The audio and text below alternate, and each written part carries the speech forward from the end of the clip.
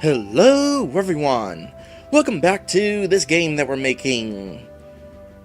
When we last left off, we pretty much finished up with Buttertown for the second time. I'm pretty sure we're done with it. I might need to do further testing later. At the very least, I'm going to have to start another file at some point. A test play file, that is. So that I can get the money situation situated properly. But that'll come later. For now, I am completely ready to move on to whatever this place is going to be called. This is the floating castle where the main villain is hiding out. It's going to be the final dungeon. As a reminder, this floating island previously floated along across Buttertown and dropped a metric ton of lava on top of it, which is why it is all burnt to a crisp. So, we need a name for this place. I only have one person watching the stream right now, but hey, got a name for a floating castle that dumps lava on people? I'll go ahead and use it if it's something of interest and relatively appropriate. While I'm on this map editor, by the way, Wireland Gold Pyramid pointed something interesting to me that I kind of forgot about that would have been actually pretty dang useful. So, as a reminder, map creation is basically... Hold on a sec. Let's try this again. Map creation is basically, why can't I place a piece? Oh, I have to press triangle first. It's been a couple weeks since I used this, I forgot. So we go to parts, and as a reminder, it's basically like putting pieces of a puzzle together. So if we put this piece here, we need to find a piece that can connect to the right side of that piece properly. Well, Wireland Gold Pyramid has reminded me that, let's see here. Where is it in my notes?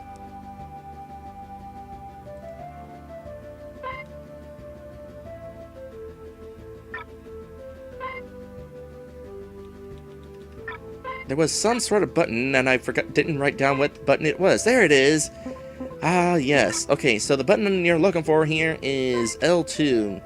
That brings up a thing right here, where we could scroll through this, and it automatically scrolls through options that connect to the piece on the left. So we could just go ahead and have it like this, and then we could go ahead and have a piece like that, and then here, let's see here, we would want a piece that kind of connects up to the corner there, kind of like that. So aside from the corners over here and here kind of leading nowhere, this is a pretty simple solution to making sure that you have pieces connecting properly without having to search through all of this. It's a very handy feature. Anyway, whoever is in the chat has not said anything, so I'm just going to make up a name for the castle right now. The castle is going to be... Well, let's see here.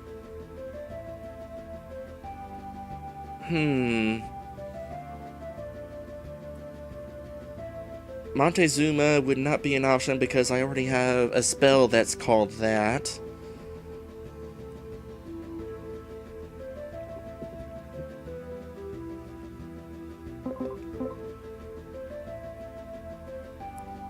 This is probably something I should have thought of before the stream. But like I said, I've been sick. It didn't really occur to me. Instead, what occurred to me was I was sick. And being sick sucks.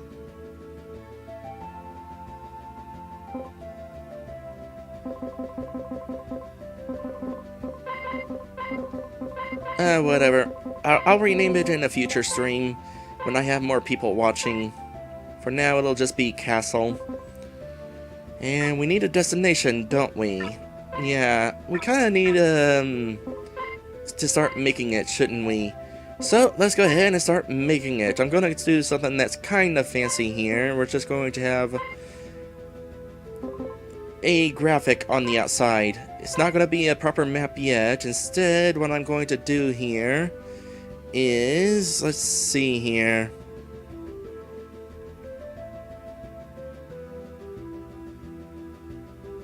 I didn't even have a chance to organize my notes. It's kind of a shame. There it is. Okay. There.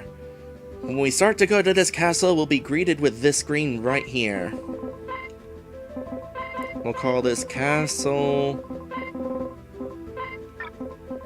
spell it properly. Castle...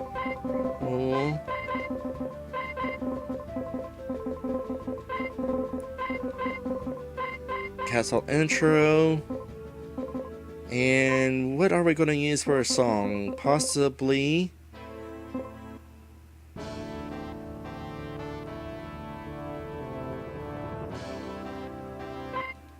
we'll go with that. That'll be the song that plays here at this castle. And from there, we're also going to need the castle proper, and for that we'll be using a sample map. So let's see here. For that, we're going to use... no, not the space one. The space one is definitely cool, but it's not what we're using. We're going to use the floating castle. Of course.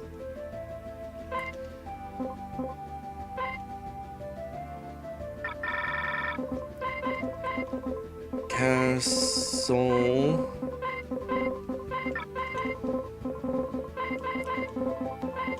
Outside. Or outside. Doesn't really matter too much how I spell it. The player's not going to see the name of this map. And we're going to have a background for it. Since this is a castle in the sky, of course, we're going to want to make sure we have sky. Makes sense. Alright. So, with that in mind, let's go ahead and have the castle start. So, we're going to be going to the castle intro.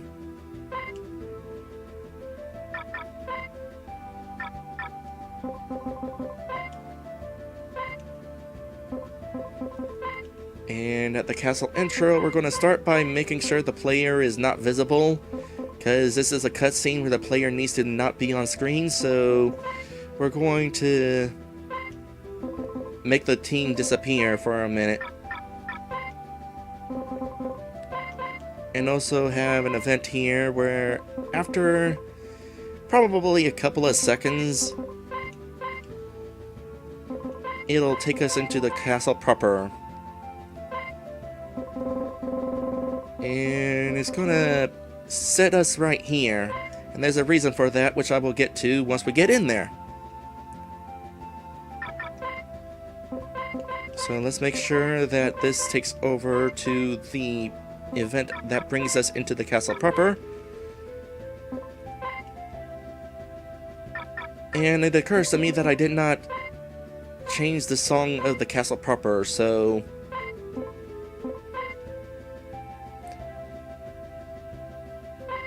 huh, I wonder.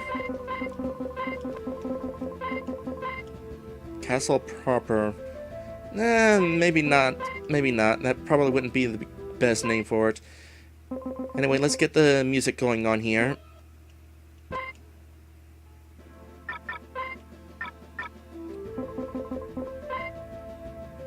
So here's how this is going to work.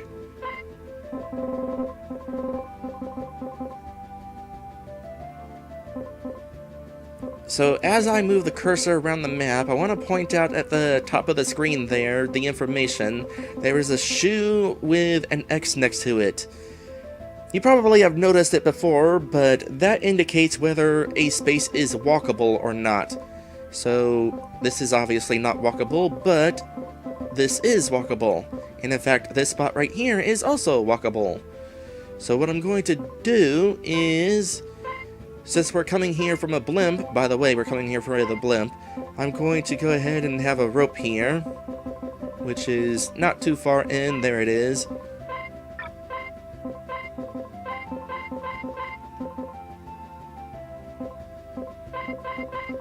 So we'll be climbing down a rope from the blimp. essentially.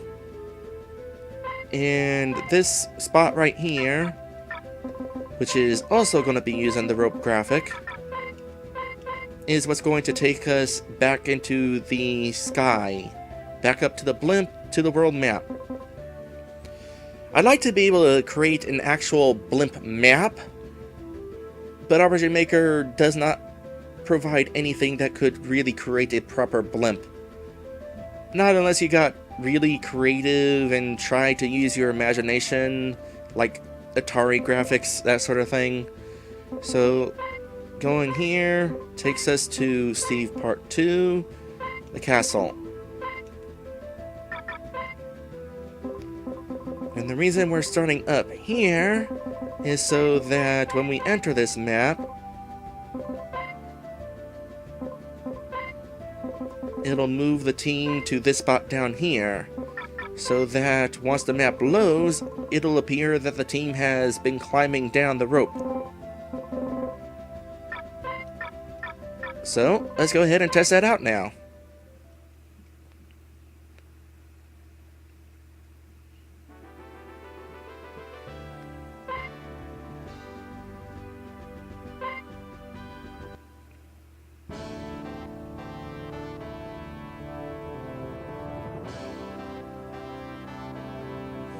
Ah, right.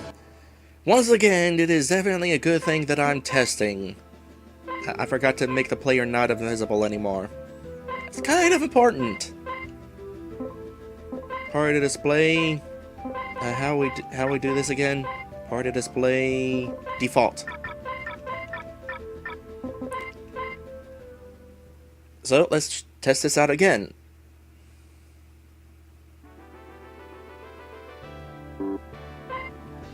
I could create a save after taking the blimp to the castle, but I kind of like the castle, the blimp. I kind of like the blimp. So I'm going to use it every chance I have. There we go. So now it looks like we've actually gone here properly. And if we try leaving, it'll take us where we need to be. Going back in. It does mean seeing this castle every time we enter the map, but I don't think that's going to be a big deal. I could pretty easily make it so that you don't see that every time, but no, actually I wouldn't. No.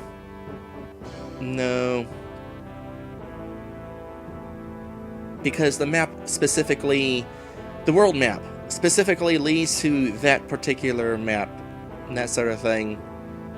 Something like that. So, let's see here. We'll go ahead and create a quick save here. By the way, in regards to the order of party members, I haven't actually shown how you switch the order yet. You basically go to status, you pick a character, and then you can move the list around like so. That is how it works.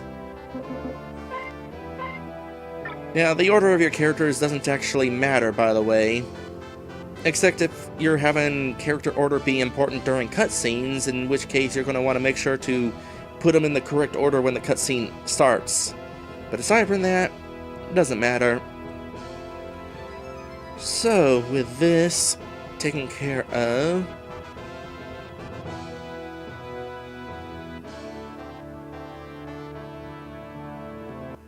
I should go ahead and check something though. So, the world map always leads to this. Even if I try skipping this cutscene, it's still going to take a moment to go into it just to leave it. What if I had this map use that graphic out of curiosity?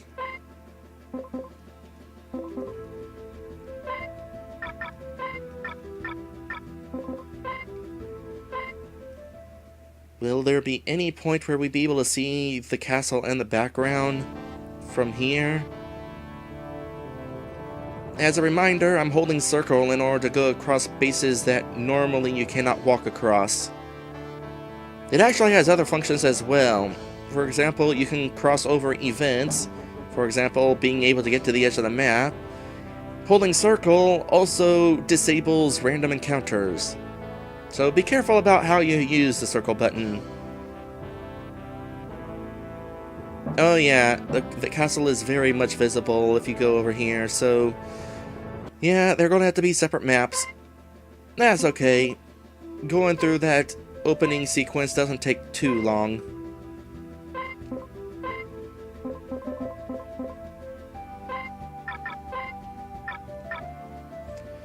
Alright, so we got the castle started up. Let's go ahead and start creating the inside. This is where things are going to get kind of interesting.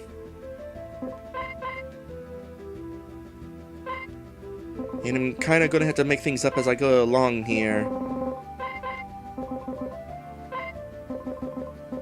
So we come in from, say, down here. We go...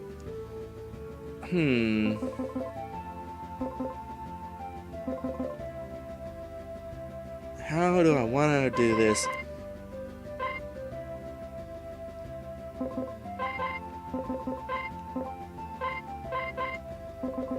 Gonna be kind of going around a wall there.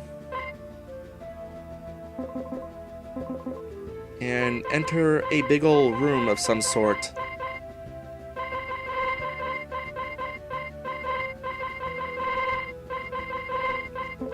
Here, let's choose the less noisy option real quick. Of course, choosing the less noisy option means I have to relocate the correct graphic. Do I want that graphic actually? No. Let's go with something that's a little bit less of an eyesore.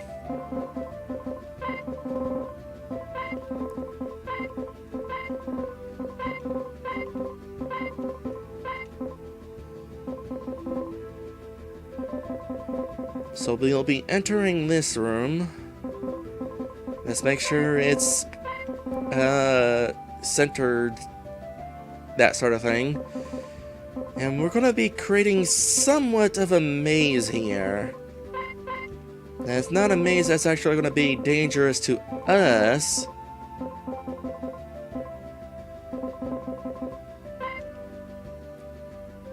How do I want to handle this?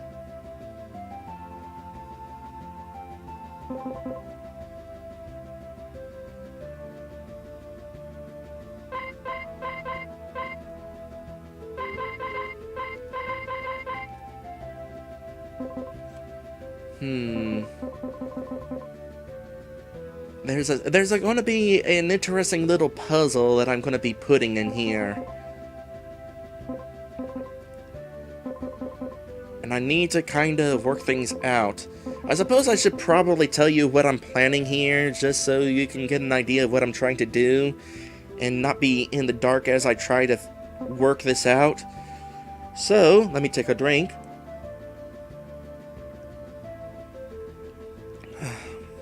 Okay. So in the middle of the room is going to be a metal slime. The metal slime is going to be invincible. There's not going to be any way to kill it. Somewhere off to the right maybe, or up here somewhere, there's going to be a hole. And inside the hole is a button that's going to unlock the exit to the room. Now, the hole, once you drop down, it's basically impossible to get out of the hole. So what I'm going to need to make sure to do is coax the slime into going into the hole. And have the slime drop down into the hole, pressing the button, and thus opening the exit to this room. So I need to kind of figure out how I'm going to do this. You're basically going to chase the slime, going to have the slime set to walk away from the player. So if you're standing here, the slime's going to start walking in this direction. So what way would I possibly want to get the slime kind of moving? Well, the first thing I want to do perhaps is encourage the player to walk towards the slime, so that the player knows that it's not really a threat. So the player will have to actually come here right where the slime is. So from here,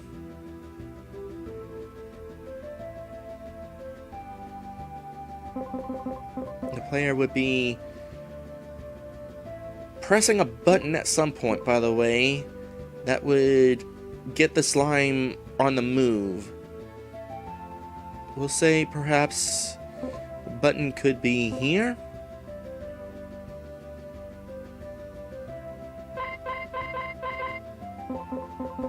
Yeah. So the slime's going to start coming out, start running away.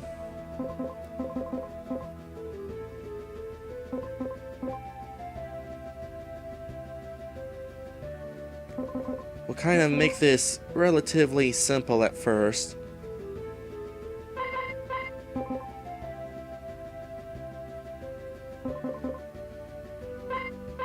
Big old space down here to kind of chase the slime around.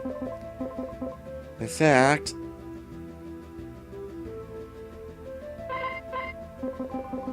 the slime will be chased into this hole here, so the player will be encouraged to come this way. Wait for the slime to start walking away this way, and we'll need the slime to be able to kind of walk around up here.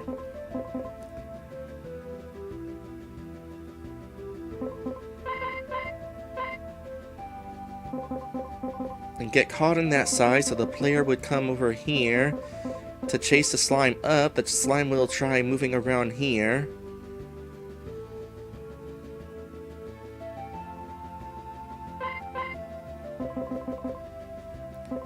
And the slime would come along here, getting chased.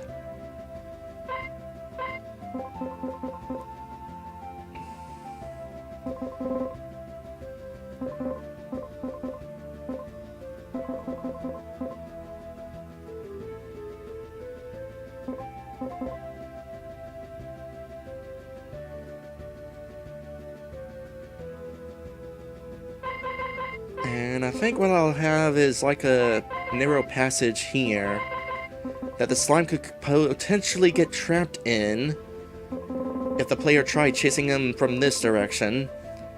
But the player would be able to come from here, stand here, and the slime will start walking back this direction, and the player could bring the slime like this way.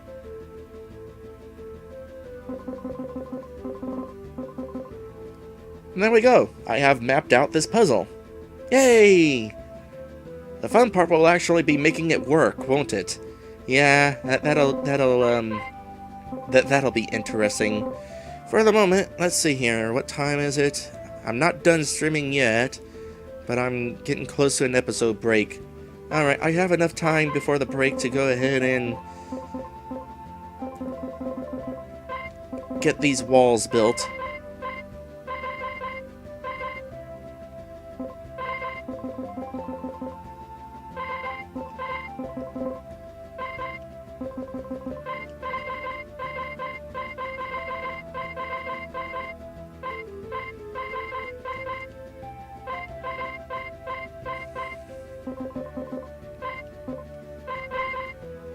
No, and there's my controller being sensitive again. So the exit will probably be somewhere up here. And the hole will be there.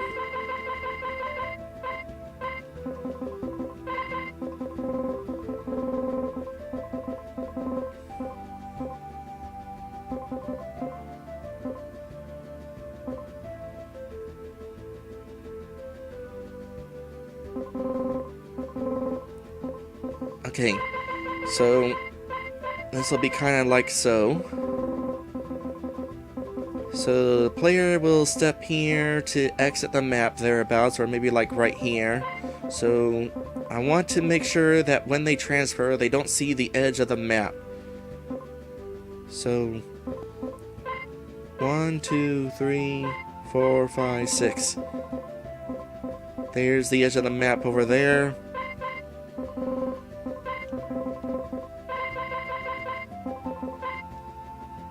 And we'll turn off the autocorrect, so the auto-fix rather, so we can have it edged out like that.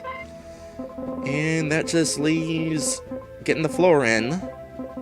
Where is the floor that I want? There it is.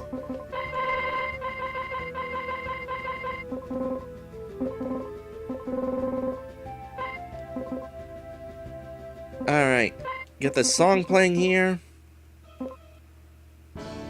You know, kind of a frustrating thing about scrolling through the music choices is if you stall on an option and it's not the one you want, you have to wait for the song to load before you can continue scrolling.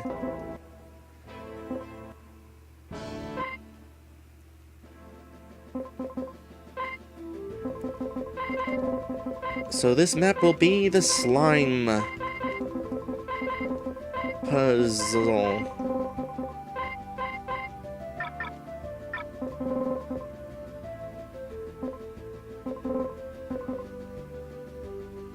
And we will actually begin making this puzzle proper after the episode break. So, we will be right back. I'm out of water. I need to get some water.